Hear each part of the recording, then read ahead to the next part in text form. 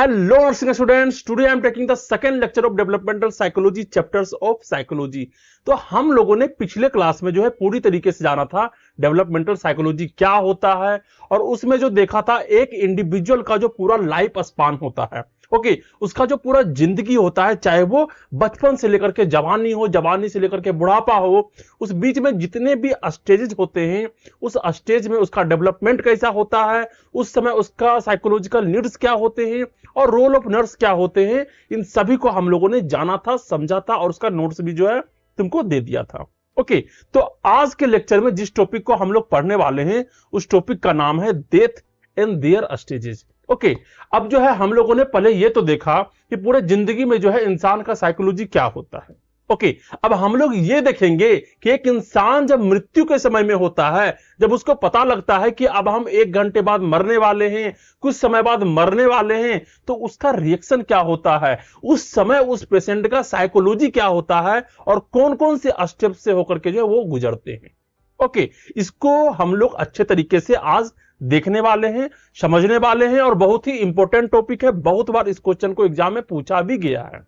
Okay, तो हम लोग बिना देर किए हुए जो है सबसे पहला स्लाइड पे चलते हैं और देखते हैं डेथ एंड डाइंग का इंट्रोडक्शन।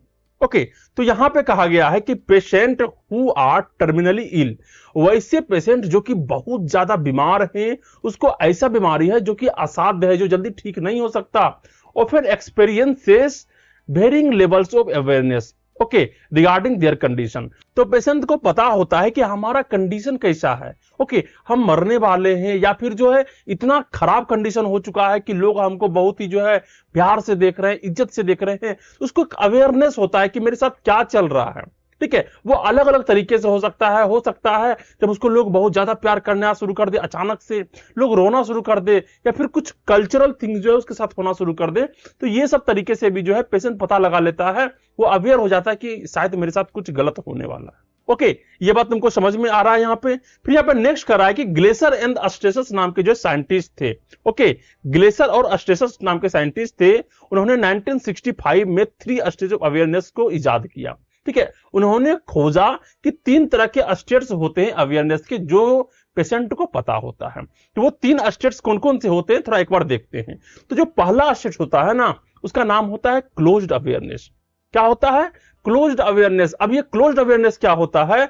इसमें बहुत सिंपल सा थिंग है कि पेशेंट एंड फैमिली में not be aware of the approaching death. ना तो पेशेंट को पता होता है और ना ही पेशेंट के फैमिली मेंबर को पता होता है कि जो वो उसका पेशेंट है उसका डेथ होने वाला है।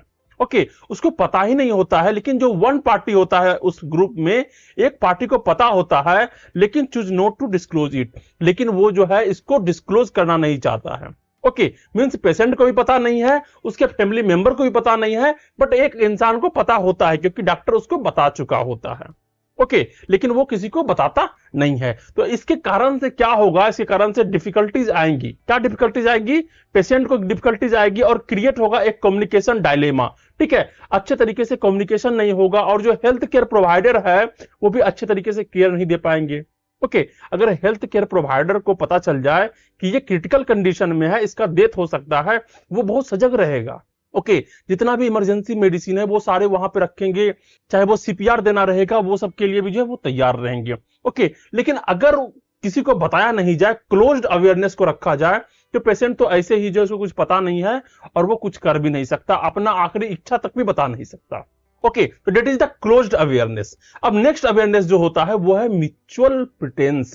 म्यूचुअल प्रिटेंस में क्या होता है? देखो यहां पे एक बहुत ही सिंपल सा थिंग है कि दोनों को पता होता है, both the patient and the family know about the terminal prognosis. Okay, दोनों पेशेंट को भी पता है, पेशेंट के फैमिली को भी पता है कि लास्ट में क्या होने वाला है, शायद इसका डेथ हो सकता है, बहुत क्रिटिकल कंडीशन है। ओके, लेकिन यहां पे क्या होता है कि डू नॉट डिस्कस, लेकिन वो दोनों एक दूसरे से डिस्कस नहीं करते हैं, ना ही बात करते हैं कि तुम्हारा लास्ट समय आ चुका है। ओके, तो this can result in discomfort. इससे क्या होगा? दोनों के बीच में क्या होगा? डिस्कंफर्ट क्रिएट हो जाएगा। अब मतलब कि हमको बात करने का मन है लेकिन बात नहीं कर रहे हैं, कोई सुनने वाला नहीं है, और सेंस ऑफ आइसोलेशन, ऐसा लगेगा कि भाई मैं जिंदगी में बिल्कुल अकेला सा हूं। ओके एक इंसान जिसको पता है कि मैं मरने वाला हूं, अब वो बात भी नहीं कर रहा है, भाई लास्ट समय है, वो सबसे मिलना चाहेगा, बात करना चाहेगा, ओके लेकिन वो बात नहीं कर रहा है, तो समझो उस समय का स्थिति कैसा हो सकता है, that's a mutual pretence. Okay next यहां पे आता है ओपन अवेयरनेस। ओपन अवेयरनेस का मतलब कहता है सब कुछ जान रहा है सब कोई, ओके एवरीवन, वहां पे जितना लोग हैं वो सब जान रहा है, इंक्लूडिंग द पेशेंट, पेशेंट को भी पता है, एक्नॉलेज कर रहा है and discuss the approaching death, और जो है वो डिस्कस कर रहा है कि किस तरीके से डेथ हो जाएगा या फिर कैसे डेथ हो सकता है, ये सारी चीज के बारे में बात कर रहा है। This allow the patient to express need and desire, और ये पेशेंट को क्या करता है, अलाउ करता है कि उसका आखिरी इच्छा क्या है, उसका नीड्स क्या है, उसका डिजायर क्या है, शायद वो आखिरी समय में पूरा किया जा सके। ओके जब ये ओपन अवेयरनेस रहेगा तभी तो पेशेंट बोलेगा ना, क्योंकि ठीक है अब मैं मरने भी वाला हूं, तो मेरा ये इच्छा है इसको पूरा कर दिया जाए, हमारा जमीन जायदाद इस जगह पे है, हम सोना इस जगह गाड़ के रखे हुए हैं, सारा कुछ बता देगा। ओके तो दो इट रिक्वायर इमोशनल सपोर्ट, और जो उस समय उसको इमोशनल सपोर्ट भी चाहिए होता है। ओके तो ये 3 तरीके का अवेयरनेस होते हैं जो एक पेशेंट में पाया जाता है। ओके अब हम लोग नेक्स्ट स्लाइड पे चलते हैं और यहां पे देखते हैं कवलर रोस नाम के एक साइंटिस्ट थे, उन्होंने ग्रिफ का 5 स्टेज दिया था। क्या दिया था? ग्रिफ का 5 स्टेज। देखो ये बहुत इंपॉर्टेंट थिंग्स है, ओके बहुत बार क्वेश्चन पूछा भी गया है एग्जाम में। तो यहां पे कह रहा है कि जब पेशेंट को पता लगता है कि अब वो मरने वाला है, तो उसके साथ जो है 5 स्टेजेस गुजरती है। ओके 5 स्टेज में जो है वो गुजरता है, जिसको हम लोग नॉर्मली क्या बोलते हैं, डाबडा। क्या बोलते हैं? डाबडा। इसको जो है याद करने का बहुत अच्छा तरीका है, डेट्स ए डाबडा। डी से क्या होता है? डिनाइल। ए से होता है एंगर, बी से होता है बार्गेनिंग, डी से होता है डिप्रेशन एंड ए से होता है एक्सेप्टेंस। ओके तो ये 5 स्टेज है जिससे जो है पेशेंट गुजरता है मृत्यु के समय। ओके तो डिनाइल में क्या होता है, सिंपली कहेगा कि यार मैं कैसे मर सकता हूं, मैं मर ही नहीं सकता हूं, ये गलत है, सीधे डिनाइल करेगा। ओके नेक्स्ट होगा एंगर। उसके बाद क्या हो जाता है? गुस्सा हो जाता है कि मैं कैसे मर सकता हूं, तुम पागल हो क्या, झूठ बोल रहे हो क्या, मैं कैसे मर सकता हूं, बहुत गुस्सा हो जाएगा। नेक्स्ट है बार्गेनिंग करेगा। अब पता चल जाएगा कि मैं मरने वाला हूं, तो भगवान से बोलेगा, भगवान भगवान यार मैं अब से अच्छा आदमी बन जाऊंगा, मेरे को क्या करो, बचा लो। ठीक है नेक्स्ट जब समझेगा कि भाई भगवान भी नहीं कुछ कर सकता है, तो डिप्रेशन में चला जाएगा और फिर एक्सेप्ट कर लेगा। ओके इसको हम लोग नेक्स्ट में जो है थोड़ा डिटेल से पढ़ेंगे किस तरीके से चीजें होती है। तो यहां पे तुम पिक्चर देख सकते हो कि ये डिनाइल कर रहा है, एंगर में है, बार्गेनिंग कर रहा है, डिप्रेशन में चला गया है और एक्सेप्ट कर लिया कि ओके अब जो होगा सो होगा, भगवान के हाथों में। ओके तो सबसे पहले जो है हम लोग एक एक करके 5 स्टेज को देखते हैं, थोड़ा डिटेल से जानने का प्रयास करते हैं। तो जो सबसे पहला स्टेज होता है वो होता है डिनाइल। डिनाइल स्टेज में क्या होता है कि शॉक हो जाता है। पेशेंट को अगर बताया जाए कि तुम मरने वाले हो, तो सबसे पहले वो शॉक करेगा और डिसबिलीव करेगा, यार वो विश्वास ही नहीं करेगा, मैं मरने वाला हूं, मैं कैसे मर सकता हूं। ओके तो where the person refuses to accept the reality of loss, सबसे पहले पर्सन जो है वो रिफ्यूज कर देगा कि ये गलत बात है, तुम मजाक कर रहे हो, मैं मर ही नहीं सकता। This is protective mechanism to help cope with the initial impact. और ये क्या है? प्रोटेक्टिव मैकेनिज्म है अपने आप को संतुलन में रखने का, ताकि उसमें जो है किसी तरीके का फर्क ना हो सके। ओके तो जब पहले बताया जाता है पेशेंट को, वो सीधे डिनाइल करेगा, नहीं ये नहीं हो सकता, ये क्या है, तुम मजाक कर रहे हो क्या, क्या सही क्या है। ओके तो वो डिनाइल करेगा। फिर हम लोग नेक्स्ट स्टेज पे चलेंगे और इस स्टेज का नाम होता है एंगर। मींस पहले जो है पेशेंट डिनाइल करेगा कि मैं नहीं मर सकता हूं, फिर जब पता चल जाएगा कि ओके मरने वाला हूं, तो बहुत गुस्सा हो जाएगा, फ्रस्ट्रेट हो जाएगा। ओके फ्रस्ट्रेट हो जाएगा और क्वेश्चनिंग करेगा कि व्हाई मी, मैं ही क्यों मरने वाला हूं, बहुत सारे लोग ठीक हो रहे हैं, मैं ही क्यों मरने वाला हूं। और एंगर में be directed eight one self, loved ones, care giver and even God. Okay वो खुद पे गुस्सा करेगा, वो भगवान पे गुस्सा करेगा, अपने लव्ड वंस पे गुस्सा करेगा, केयर गिवर पे गुस्सा करेगा कि तुम अच्छे से केयर नहीं किए, तुम हमारा इलाज नहीं करवाए, ये नहीं करवाए, वो नहीं करवाए, इस कारण से देखो आज मैं मरने वाला हूं। ओके वो सभी पे गुस्सा करना स्टार्ट कर देगा। तो जो स्टेज 2 होता है वो होता है एंगर स्टेज। फिर एंगर स्टेज के बाद जो नेक्स्ट स्टेज आएगा वो हो जाएगा बार्गेनिंग स्टेज। ओके तो स्टेज 3 होता है बार्गेनिंग स्टेज। बार्गेनिंग स्टेज में क्या करेगा? जो पेशेंट होगा वो बार्गेनिंग करेगा। बार्गेनिंग का मतलब होता है कि भाई भगवान से बोलना कि भगवान जो मैंने गलती किया था आज भर के लिए माफ कर दो, कल से कुछ नहीं करूंगा, कल से जो है दान पुण्य का काम करूंगा, अल्कोहल नहीं पीऊंगा, कोई गलत काम नहीं करूंगा, बस इस बार बचा लो भगवान, आपका पूरा पूजा करूंगा, बहुत सारा जो है प्रसाद चढ़ाऊंगा। ओके तो इस तरीके का बार्गेनिंग करने का प्रयास करेगा। एन अटेम्प्ट टू डिले और रिवर्स द लॉस। वो क्या चाहेगा? ये जो लॉस है उसको रिवर्स कर दे, एंड मेकिंग प्रोमिस, बहुत सारा प्रोमिस करेगा और नेगोशिएट करेगा विद द हायर पावर, ऊपर गॉड से जो है बहुत सारा नेगोशिएट करने की कोशिश करेगा कि किसी तरीके से वो बच जाए। ओके, ये सब कर लेगा। जब बार्गेनिंग हो जाएगा तो फिर स्टेज 4 में जाएगा, डिप्रेशन में चला जाएगा कि यार मैं किसको बोल रहा हूं, भगवान भी नहीं सुन रहा है, मेरे को कोई सुन ही नहीं रहा है, मैं बिल्कुल अकेला सा हो गया हूं। ओके, क्या हो जाएगा, फीलिंग तो हेल्पलेसनेस, वो हेल्पलेस जैसा महसूस करेगा, होपलेस महसूस करेगा कि कोई उसका आशा ही नहीं है, अब तो भाई मरने ही वाला है। Arise as the individual fully experience the loss, अब वो क्या करेगा, फुल्ली एक्सपीरियंस करेगा कि भाई अब तो मैं कुछ देर के बाद चले जाने वाला हूं, पूरा तरीके से लॉस कर जाने वाला हूं। This is a deep sadness, और इस समय जो है बहुत ज्यादा डीप सैडनेस में होता है लोग। तुम ही सोचो, जब तुमको बोला जाए कि तुम अब मरने वाले हो और तुमको यकीन हो जाए कि आधा घंटा बाद मैं मर जाऊंगा, तो तुम किस तरीके से डिप्रेशन में चले जाओगे। ओके, उस तरीके का सैडनेस में चला जाता है, और representing the realisation of permanent loss, और उसको रियलाइज हो जाता है अब मैं पूरी तरीके से जो इस दुनिया को छोड़ के जाने वाला हूं, पूरी तरीके से क्या हो जाएगा, डिप्रेशन में चला जाएगा। ओके, फिर जब डिप्रेशन में चला जाएगा उसके बाद जो स्टेज 5 आता है वो होता है एक्सेप्टेंस। डिप्रेशन में जाते जाते जो फिर जो सोचेगा अच्छा ठीक है मैं जाने ही वाला हूं, मैं मरने ही वाला हूं, इसको कोई बदल नहीं सकता, जो भगवान पहले से लिख दिया है वही होगा, तो वो मान लेगा कि चलो ठीक है मैं मरने ही वाला हूं तो मरूंगा, एक्सेप्ट कर लेगा। तो reaching a sense of peace, वो क्या हो जाएगा, अब सेंस ऑफ पीस पे पहुंच जाएगा और रियलिटी ऑफ लॉस को क्या करेगा, एक्सेप्ट कर लेगा।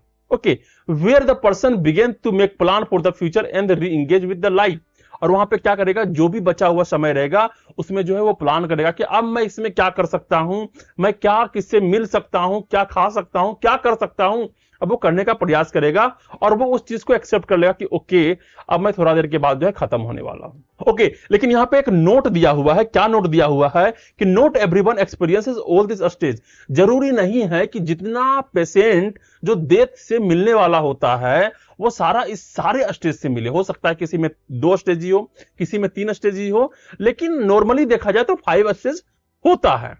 Okay, they do not necessarily occur in the order, और जरूरी नहीं है कि ये ऑर्डर में ही आए, हो सकता है कि स्टेज 2 वाला स्टेज 1 में आ जाए या फिर स्टेज 4 वाला जो है सेकंड में ही आ जाए। ओके, तो ऐसा होता है, लेकिन नॉर्मली जब ऑर्डर देखा गया तो ये 5 स्टेज जो है ना एक एक करके जो है उस पर्सन में आया जो कि मरने वाला था। ओके, तो that are the 5 stages which happen during the death. Okay, अब हम लोग नेक्स्ट स्लाइड पे चलते हैं और एक ग्राफ को देखते हैं जिस ग्राफ का नाम है कोबलर्स रोस ग्रिप साइकिल। ओके, क्या है यहां पे, कोबलर्स रोस ग्रिप साइकिल, जो तुम्हारे बुक में दिया गया है। ओके, तो यहां पे कहा गया है कि यहां जो 5 स्टेज है जो कि है डाबडा, डी से डिनाइल, ए से एंगर, बी से बार्गेनिंग, डी से डिप्रेशन एंड ए से एक्सेप्टेंस, ये जो स्टेज है और ये जो ग्राफ है ये क्या दिखा रहा है। ओके, तो ये यहां पे दिखा रहा है इमोशनल इंटेंसिटी को, क्या दिखा रहा है, इमोशनल इंटेंसिटी को। जो इमोशनल इंटेंसिटी है वो इस तरीके से जाता है और इस तरीके से उठ करके जो है फिर यहां पे चला जाता है।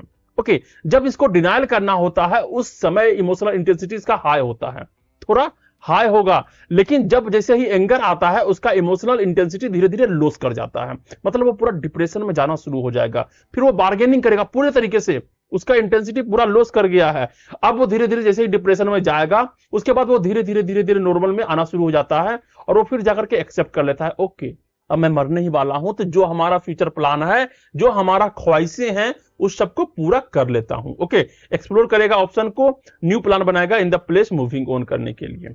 ओके, तो that's all are the 5 stages of the death. तो हम लोग नेक्स्ट स्लाइड पे चलते हैं और एक न्यू टॉपिक को देखते हैं इसी के रिलेटेड, जो है mornings and wardens task of grief. Means जब एक पेशेंट का डेथ होता है तो जो उसके पेरेंट्स होते हैं, जो उसके फैमिली होते हैं, वो शोक मनाते हैं। ओके, शोक मनाने के बाद जो है वो किस तरीके से उस शोक से उभर के बाहर आता है उसको हम लोग जानते हैं, जो कि wardens task of grief means जो है वार्डन साहब जो है एक टास्क बनाया था कि मौत के बाद जो है किस तरीके से लोग उभर के आ जाता है। ओके, तो यहां पे लिखा गया है कि व्हेन डेथ अकर, जब डेथ होता है, mourners go through a process of grieving. Okay, जो शोक मनाने वाले होते हैं वो एक प्रोसेस से गुजरते हैं कि किस तरीके से उस शोक से बाहर आ सके, विच में इंक्लूड द फ्लोइंग टास्क, जिसमें जो है ये कुछ फ्लोइंग टास्क हैं जो यहां पे दिया गया है। तो यहां जो पहला दिया गया है वो क्या होता है, accepting the reality of loss. पहले जो पेरेंट्स होते हैं, जो उसके फैमिली होते हैं, वो एक्सेप्ट कर लेते हैं कि अब जो आदमी है वो तो चला गया, ओके जिसको जाना था वो तो चला गया, coming to terms with the fact that the loved ones is gone, उसके जो लव्ड वंस थे जिसको वो चाहते थे वो अब जा चुका है। ओके 2 में आता है experiencing the pain of grief, जो लॉस हो चुका है उसका जो पेन है, उसका जो दर्द है, वो सारे पेरेंट्स जो है वो क्या करेंगे, एक्सपीरियंस करेंगे। Allowing oneself to feel the emotional pain of the loss, और वो जो है रोएंगे भी, चिल्लाएंगे भी और दुखी में भी हो जाएंगे।